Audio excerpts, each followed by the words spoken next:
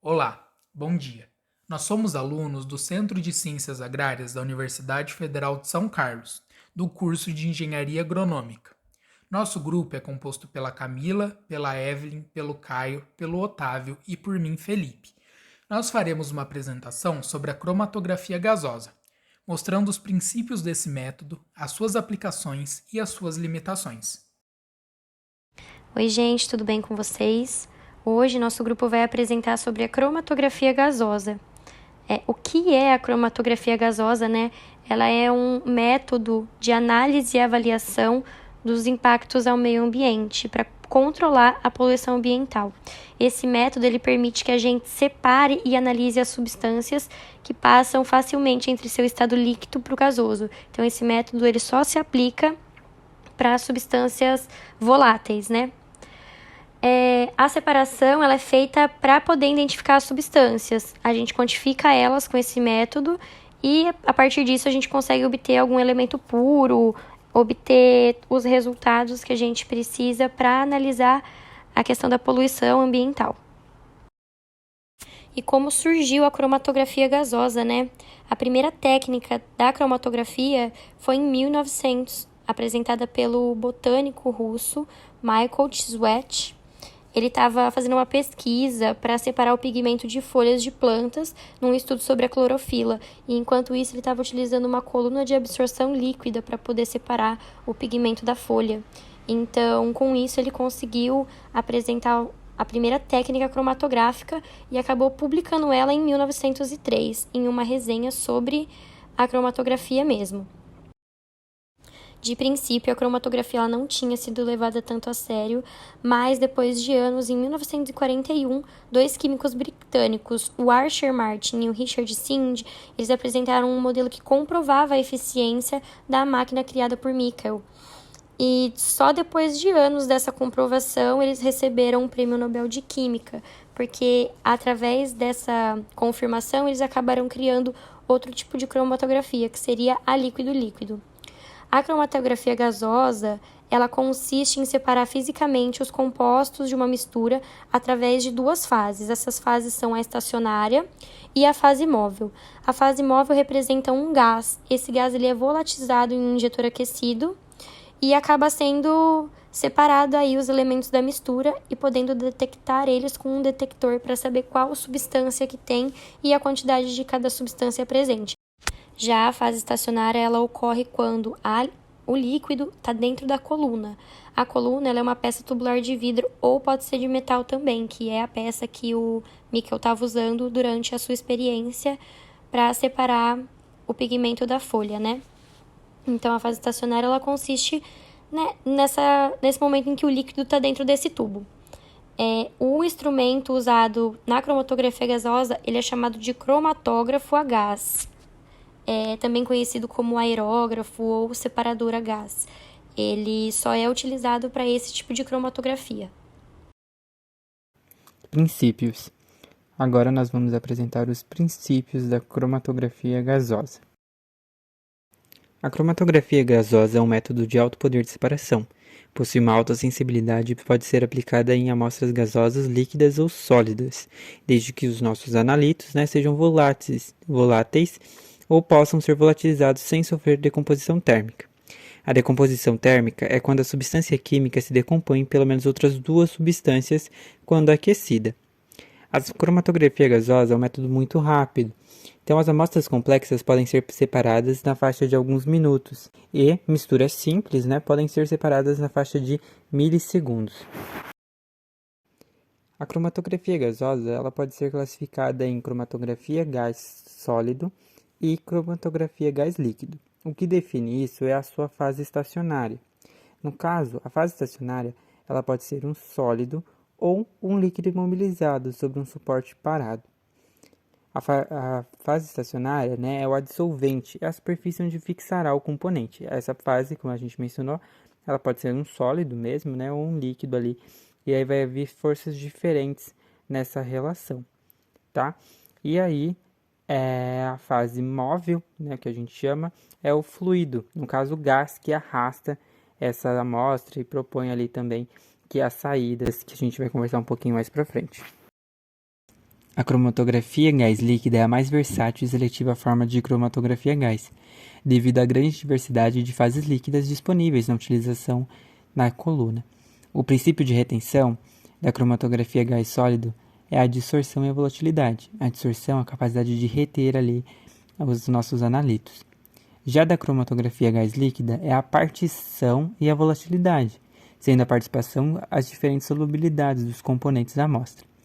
Nós podemos observar aqui na parte inferior um exemplo da coluna, né? Então a coluna está recheada e nós vemos que a nossa amostra, que é roxinho na primeira coluna, ela vai se dividindo ao longo do tempo. No caso, ao passar pela amostra, ela vai se dividir em duas novas cores, azul e verde. E aí, um pouco mais para frente, nós conseguimos ver que a cor verde, já totalmente separada da azul, isso por alguns dos princípios mencionados, como a dissorção ou a partição, vai sair em momentos diferentes, que é o que vai definir ali a nossa análise. Então, quando o verde sai, nós temos ali uma subidinha no gráfico, e depois, posteriormente, quando o azul sai, a gente vai ter uma nova marcação. E aí, esses tempos diferentes na saída que definem a nossa análise do nosso cromatograma. É importante pensar em alguns conceitos quando falamos de cromatografia gasosa. O tempo de retenção é o tempo necessário até o componente alcançar o detector, e aí aparecer no nosso cromatograma, após ser inserido na nossa coluna. O tempo de retenção é o volume necessário para a fase móvel eluir, no caso separar o soluto dissolvido na coluna. O mínimo tempo possível é o tempo mínimo para que a fase móvel não retida percorrer a coluna, os solutos que não interagiram com a nossa fase estacionária, ou que não foram separados a tempo. E o tempo de retenção ajustada é o tempo adicional necessário para o soluto percorrer o comprimento da coluna, além de todo o tempo utilizado pelo solvente não retido. O fator de retenção é o fator para cada pico do nosso cromatograma, Ele pode ser definido pela equação abaixo. Quanto maior a retenção do nosso analito, maior vai ser o nosso fator de capacidade. Ele deve ser medido periodicamente, porque assim nós conseguimos medir, e aí ele mensurar a degradação da coluna, o que vai garantir se nós estamos tendo uma coluna que está desempenhando bom papel e aí poder avaliar a degradação, se precisa ser trocado ou não a peça, e o quão bom está saindo o nosso cromatograma, o quão confiável é esse resultado. Também temos a retenção relativa, que é a razão dos tempos de retenção já ajustados para qualquer um dos componentes. Aqui é 1 e 2, mas pode haver mais componentes na nossa análise, e aí eles também serão comparados. Quanto maior a retenção relativa, maior a separação entre os dois componentes analisados. Nós podemos observar em um dos nossos esquemas aqui na parte superior um pouquinho de como funciona a cromatografia. Existe o gás de carregamento, o gás de arraste, o nosso controle de pressão do fluxo, o injetor, a coluna, o detector e o software, que faz a análise ali e resulta no nosso cromatograma. Inicialmente, a amostra é introduzida no nosso injetor aquecido, com auxílio de uma microseringa, onde ela é vaporizada e transferida com auxílio do gás de arraste, e aí a gente normalmente utiliza o hélio, o hidrogênio ou o argônio, para a coluna cromatográfica, que é colocada dentro de um forno pré-aquecido. Os componentes da amostra são purificados e conduzidos para o detector conectado na saída da coluna. E aí esse detector vai emitir o sinal elétrico que será registrado graficamente sob a forma de picos, que é o nosso cromatograma que a gente viu anteriormente. Aqui, na parte de baixo, ainda inferior, nós temos as separações da cromatografia gasosa. Então a gente consegue ver bem como funciona. É inserido a nossa amostra, e aí ela está em várias pontinhas aqui, e aí vai acontecer a separação. Então ele já começa a se separar, e aí você vê que as bolinhas azuis começam a ficar presas na parte da coluna, e aí pode ser água ou pode ser uma fase sólida, então ali que vai ter essa definição. E aí as bolinhas verdes, elas vão se separar da azul nesse tempo ali que ela continua sendo arrastada, que é o que nós chamamos de eluição, que é o fracionamento ali da nossa amostra. Então aqui ela já se separou em dois. Logo depois, ainda sendo arrastada pela fase móvel, que é o gás, Vai passar pelo detector primeiro as bolinhas verdes e aí posteriormente vai passar as bolinhas azuis. E é o que vai sair no nosso cromatograma de forma separada e aí ao longo do tempo. Vou falar sobre a composição de um cromatógrafo a gás. Dentre os seus principais componentes estão o cilindro de gás, o injetor, o forno, a coluna, o detector e o sistema de controle do instrumento e obtenção de dados. Pode-se observar que existem influências no funcionamento e na duração do processo de cromatografia a gás. Podemos destacar como maiores influenciadores o comprimento e a temperatura da coluna, a pressão do gás de arraste, a complexidade da amostra, a técnica de injeção, dentre outros fatores. Sobre o gás de arraste, eles precisam ser sempre compatíveis com o detector, puros, e eles são gases quimicamente inertes. Eles não reagem com outras substâncias nas condições aplicadas, para que não haja alterações nos dados da cromatografia a gás. E os gases mais usados nesse processo são o nitrogênio, o hélio, o hidrogênio e o argônio.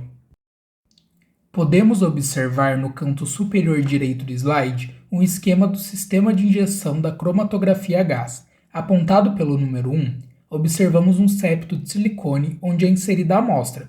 Apontado pelo número 2, vemos a entrada do gás de arraste.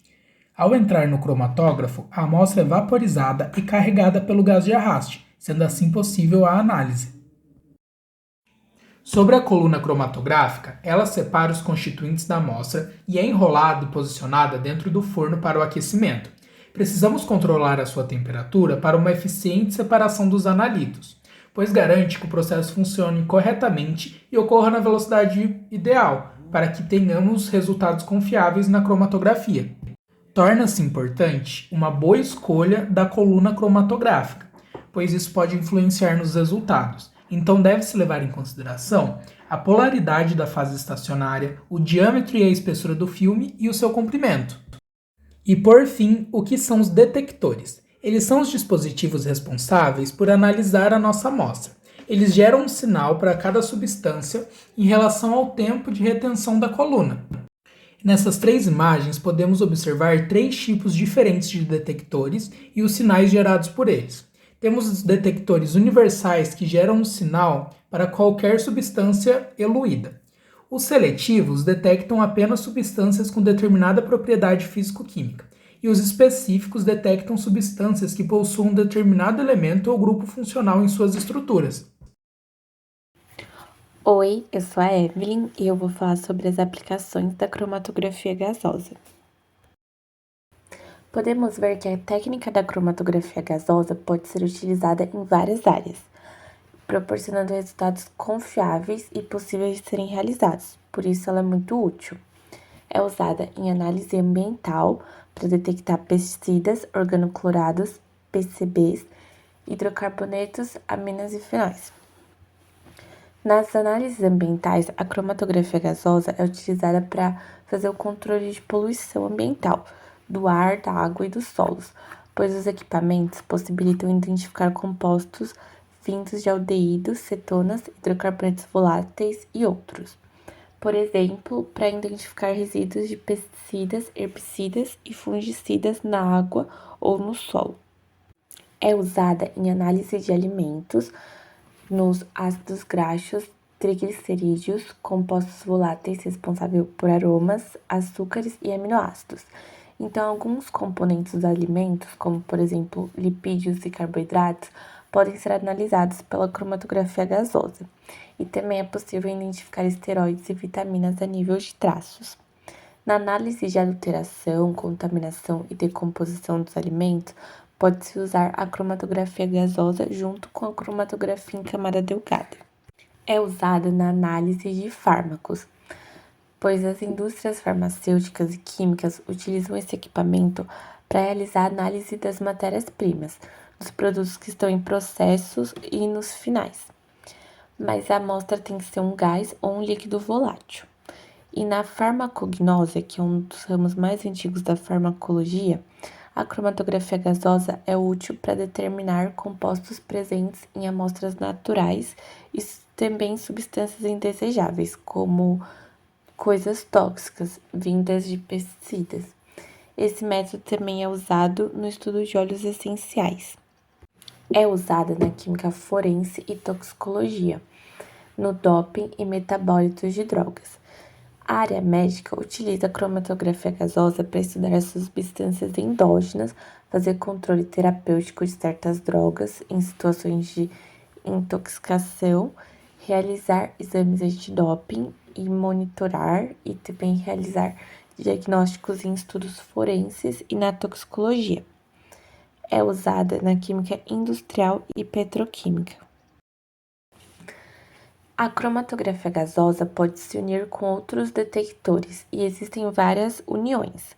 Por exemplo, a cromatografia gasosa acoplada à espectrometria de massas, que tem a sigla CGMS, e pode ser utilizada no monitoramento de componentes tóxicos no meio ambiente ou na indústria petroquímica. E na medicina, essa cromatografia é utilizada para realizar exames antidoping e monitorar níveis de drogas nos pacientes que estão em tratamento, e também realizar diagnósticos de enfermidades e em estudos forenses. Além dessa, temos a cromatografia gasosa ultra rápida, que tem a sigla CGUR. Ela permite uma velocidade maior, o que reduz o tempo de análise. E ela pode ser utilizada nas análises qualitativas e quantitativas de todos os campos de aplicação da cromatografia, mas com algumas ressalvas. Também tem a cromatografia gasosa bidimensional abrangente, que tem a sigla GCGC. A cromatografia gasosa já é a técnica mais utilizada para determinar agrotóxicos em diferentes matrizes. E já a cromatografia gasosa bidimensional abrangente é uma técnica recente que vem apresentando um grande poder de separação. Então, ela apresenta ótimos resultados na análise dos poluentes. E ela é muito importante, porque ela pode minimizar os riscos de poluição no meio ambiente. Por exemplo, ela é capaz de identificar quando um agrotóxico está sendo aplicado em excesso na lavoura. Esses foram 3 exemplos, mas há diversas uniões da cromatografia gasosa com outros detectores. Olá, eu sou o Caio e eu vou falar sobre as limitações quanto à cromatografia gasosa. Então, contextualizando primeiro, inicialmente a cromatografia gasosa ela era feita através de colunas empacotadas. Então, nesse método tinha diversas limitações. Então, foi aí que entrou Golay, lá por volta de 1960, que começou a contribuir para o avanço das técnicas da cromatografia gasosa. Então ele contribuiu introduzindo o uso das colunas capilares, porque essas colunas capilares elas eram mais eficientes do que as empacotadas que antes eram usadas. Então, principalmente em relações às limitações, temos o tempo, que as colunas empacotadas elas eram muito mais demoradas, era um método muito mais demorado em comparação com as que o Golay introduziu. Mas, mesmo com essa introdução, né, devido a limitações ainda impostas à cromatografia gasosa, eram necessários ainda vários desenvolvimentos, né? Porém, isso estava um pouco distante, porque como estamos falando de lá 1960, as tecnologias existentes eram poucas eficientes, né? Então, quando foi possível o avanço das tecnologias, conseguiu adaptar a cromatografia gasosa a esses avanços. Então, com isso, os equipamentos já existentes, que eram pouco eficientes, né, para o tempo, foram sendo melhorados ou substituídos, e foi aí que a cromatografia começou a ser mais rentável, principalmente para empresas, né, já que os avanços proporcionaram diminuição no tempo de execução e nos custos excessivos. Agora, trazendo para a atualidade, não se encontram várias limitações a esse método, né? Porém, a primeira que já dá assim para se ter até pelo nome é em relação ao que é analisado. Então, a cromatografia gasosa, como o nome diz, é aplicável apenas a amostras gasosas, compostos voláteis e termicamente estáveis. E fora isso, outra limitação quanto à análise é que ela pode ser uma análise trabalhosa e os resultados a gente vai obter apenas em micrograma ou miligrama. E fora isso, vale também falar quanto ao custo, porque agora que os métodos estão mais avançados e eficientes, a prática ela se apresenta mais cara, né? Então, o valor pode limitar a aplicação da cromatografia gasosa, dependendo do caso, né? Mas, como já é de se pensar, para empresas é inteligente o investimento na cromatografia, porque ela acaba sendo mais rentável, porque a empresa não aplicando o método, dependendo do que ela trabalha, com que ela trabalha, ela pode perder lotes, então ela vai estar lidando com esse risco de perder lotes, o que vai ser algo que vai afetar a empresa muito mais em relação à economia do que simplesmente investir no método. Para concluir o nosso trabalho, a gente viu que a cromatografia gasosa ela tem várias áreas e campos de atuações, né? Desde a análise ambiental até a química industrial. Ela pode ser eficiente até mesmo para diminuir custo, né, através da análise da amostra, poder aumentar a produtividade da indústria. Só que a gente consegue ver a limitação desse método, porque ele só pode ser utilizado em substâncias gasosas, né? Apesar de ter essa insuficiência e limitação de substância, compensa uma empresa investir nisso do que ficar arriscando lote, perdendo produto por conta da quantidade de substância. Então, vale a pena analisar cada substância separada na cromatografia gasosa. Então, é necessário uma logística empresarial para cada indústria, né? Eles observarem a necessidade do uso da cromatografia gasosa e para tornar esse método viável nas aplicações e análises de rotina de cada produto, da quantidade que tem em cada substância. Então foi isso, pessoal. A gente agradece todos pela atenção. Essas são as referências que a gente usou no nosso trabalho. Qualquer dúvida que vocês tiverem, a gente está à disposição para tirar. Obrigada!